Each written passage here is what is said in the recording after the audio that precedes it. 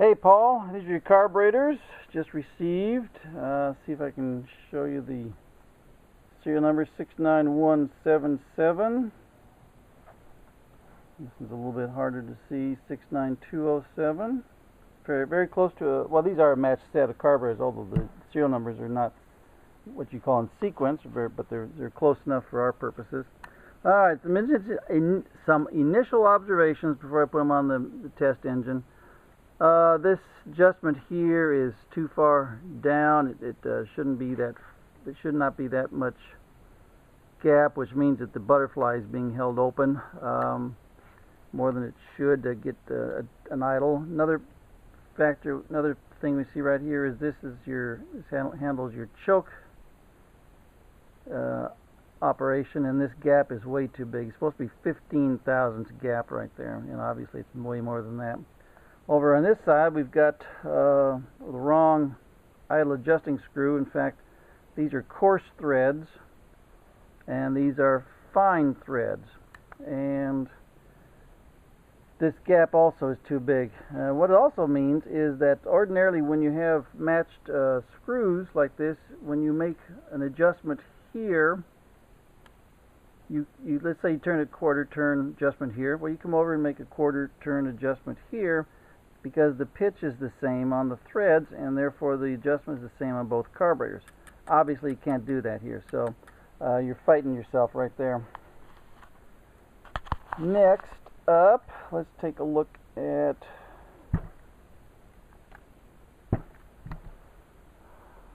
the second barrel adjustment. And what we're testing here is we're going to hold the butterfly closed and come over here and see how much play we have. That's too much. It should be a little bit tighter than that, and that adjustment is taken down here, and it should be a little bit tighter.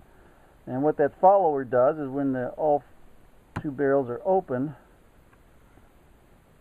and you close the throttle, as you can see, this screw right here forces the second barrel closed. It helps mechanically to close it.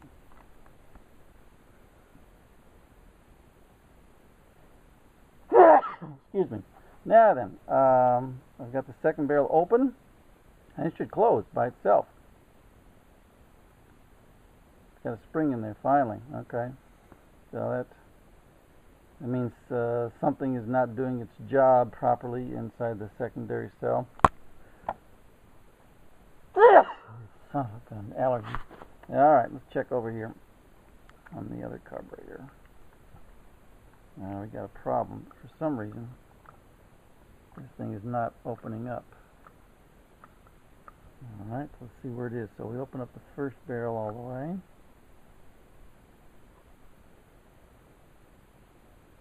It's hanging up.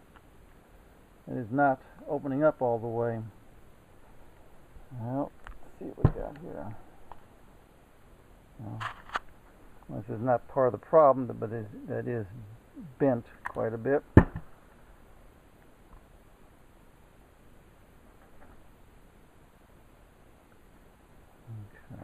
so that's bent. Where are we hanging up and why? What is... Alright, so let's open the first barrel up so we have that out of the way. Well, I'm looking at this rod here is pretty well bent. It's not supposed to take a jog to the left and then back to the right like that. And okay, so this rod looks a little bit better. That one's pretty well bent. Alright, let's see if we can figure this out. So we got first barrel is open. Well, hell, even the first barrel is not opening up all the way. The butterfly is this adjusting screw right here should allow the butterfly to open up totally parallel to the throat. Now let's come over here, see what we got. Hangs up right there for some reason. You can artificially push it past that point at which it hangs up. And those carburetors, those butterflies should close themselves. There we go. and should close themselves all the way, not just part of the way.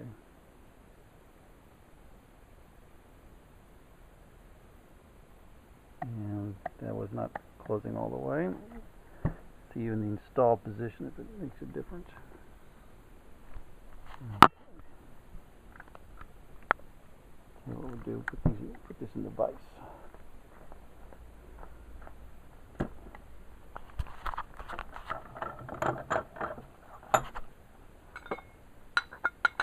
Use our aluminum jaws here, real quick.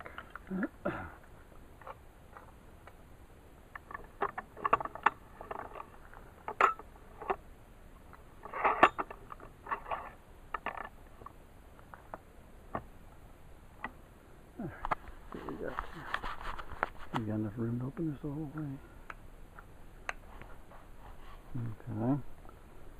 And let's move it just a smidge.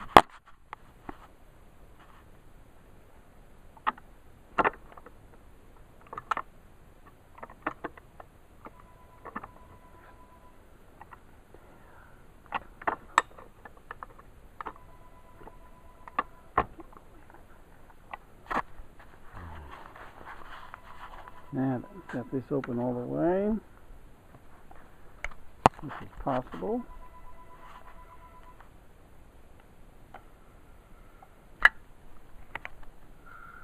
No, not all the way. Hard to do with one hand and videotape. Let's see this. See how it was. Oh, there's so much to do and not enough time to do it in. Let's open this up all the way. Sorry for the cinema verite and all this nonsense. Just tough to do.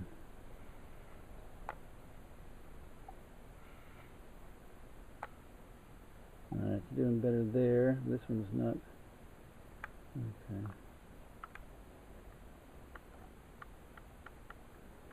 Doing a little bit better as it gets,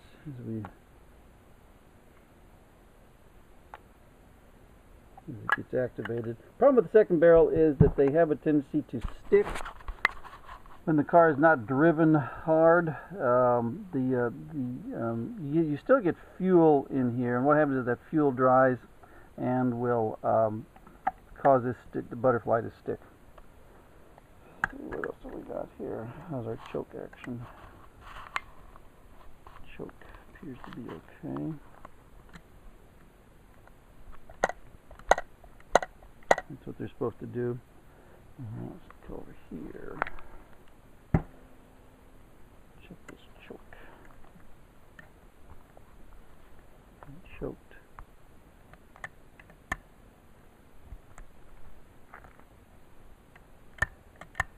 Chokes are good. Yeah, then down here, this adjustment for the auxiliary pump diaphragm is just a little, not actually adjusted enough. Usually they're adjusted too much. This one could use a little bit more adjustment, which means that you'll have a better, stronger stream coming out of your nozzle here. Let's see, now we're going to check for another problem that you're going to run into is that you have is occurring is, see this venturi is loose. Let's check this one over here. Okay, that one's tight. You just check with your finger like that. That one's tight. And that one's loose. Can you hear it? Alright, what happens here is this is a direct conduit for fuel from the float bowl, and for some unknown, unbelievably stupid reason, some engineer decided that a metal-to-metal contact and sealing surface was just perfect for sealing fuel in a high vacuum, high flow, airflow environment. what they should have done is either had an O-ring or some method of sealing this, but there isn't. And so the only way this thing seals is when you come in here and screw this jam screw down and tight enough to make an actual metal-to-metal seal without crushing this circle. And then what happens is over time the pot metal deforms, and you actually will end up with a wiggly pre-atomizer. And the problem is that this is a direct conduit for fuel, so you've got fuel leaking here or not being properly metered because the fuel is you're pulling in air right here in addition to the fuel coming through there, so it winds up where you can't adjust your carburetors and things don't run very well because it's that little simple thing right there wiggling. And this would be the same, but only when the second barrel is in operation. Let's see what else we can eyeball here.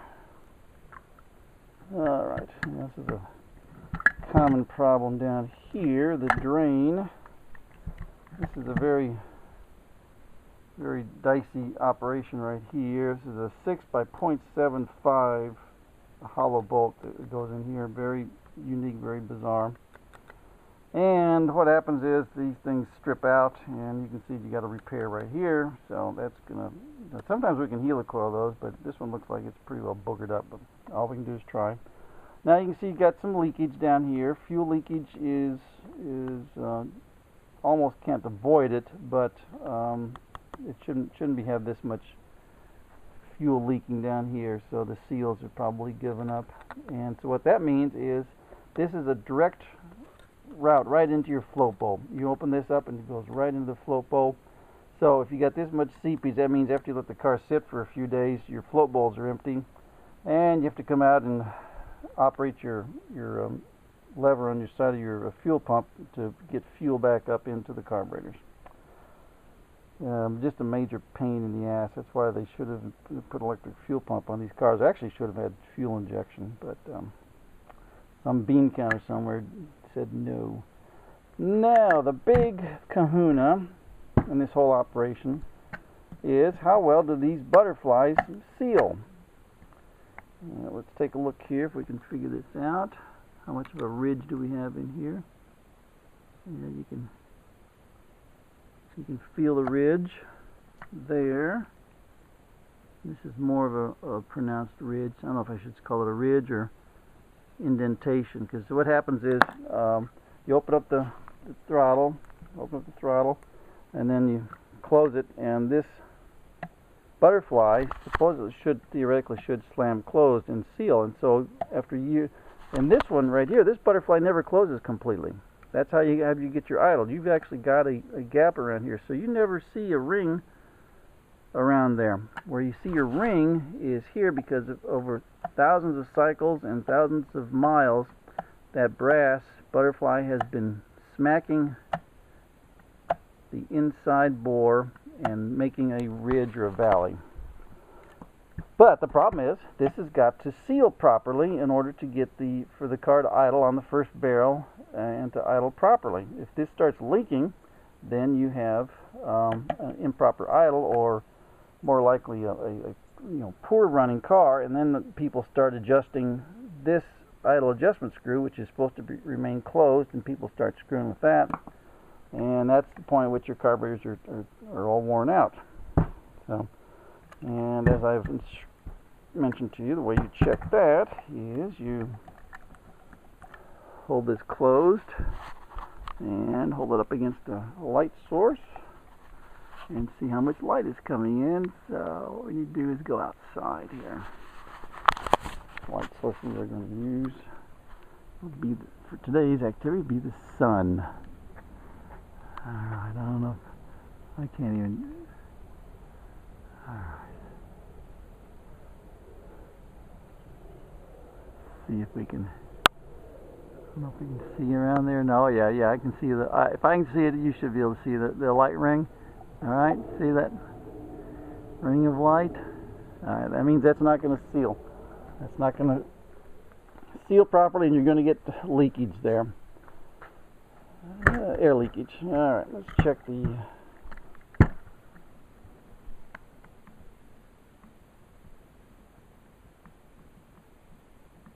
now this side to side is normal. Well, not a little normal, we can shim it up, but what we're checking for is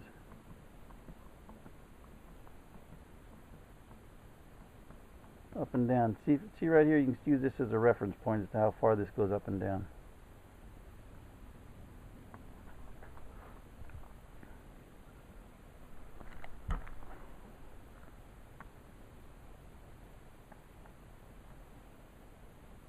Alright, that's too much play. Again, that's going to be air leakage, and what we call that is unmetered air, because all the metering is supposed to take place inside the carburetors, and you're getting metering, you're getting airflow back there. Alright, let's take a look here at this one. See if I can do this. Alright, so here's our ring of light.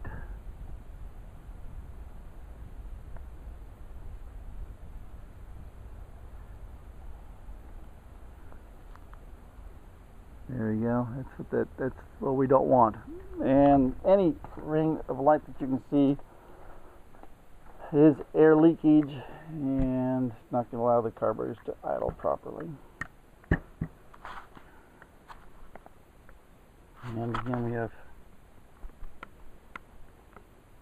play in the throttles. Okay. Take a look. Let's see. I'm not going to bother look in here. Actually, you know what? That would be foolish not to look in there. So let's look inside the float balls while we are here real quick.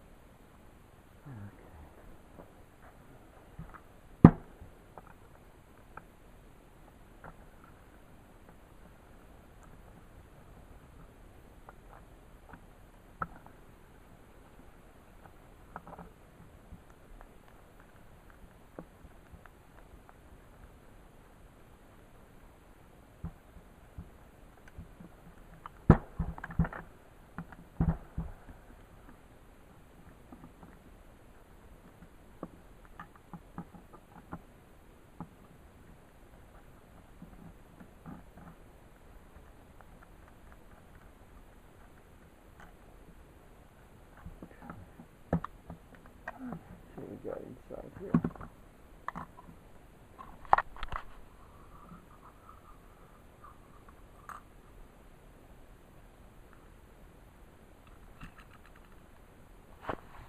We've got a check valve down inside here, and that's got a little nylon ball in there that's supposed to allow fuel to flow down into the accelerator pump diaphragm, but not to backflow back into the float bolt chamber.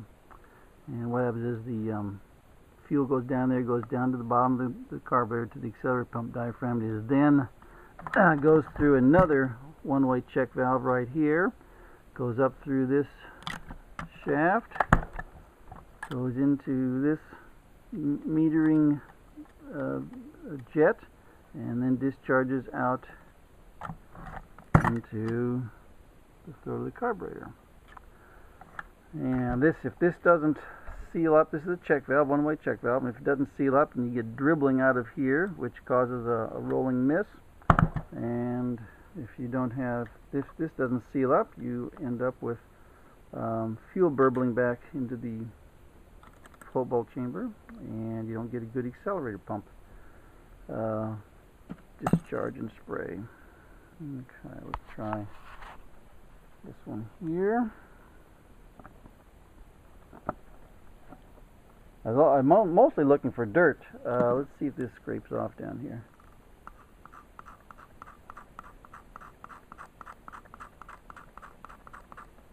So you can see all this powder, all this stuff, all that dirt in there.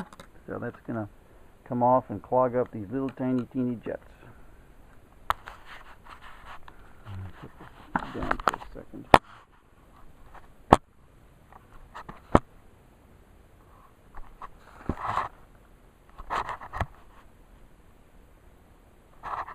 This is time to invest in a small tripod, isn't it?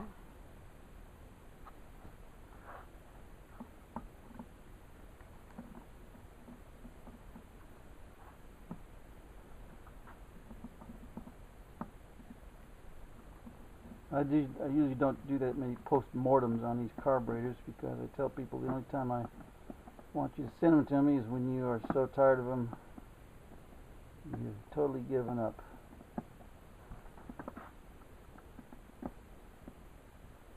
And I don't have to do a post-mortem on them because somebody else has already been there before me.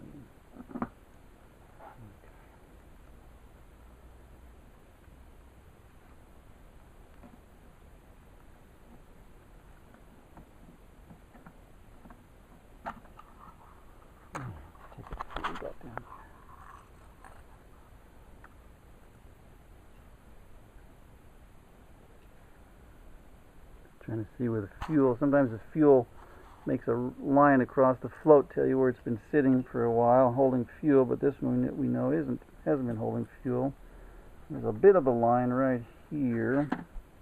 You can see, maybe you can see the differentiation. That's shiny, that's dull, so that's where the fuel line's been sitting, fuel level. Okay, it's the same thing down here, except that's actual dirt. I didn't even have to scrape. That's just already sitting there. Alright, so that's the kind of crap that's going to clog up your innards in your carburetor. Okay.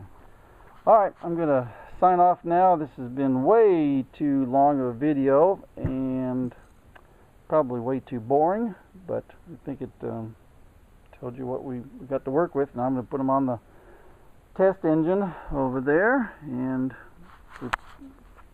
videotape how they run. Thanks. Bye, Paul.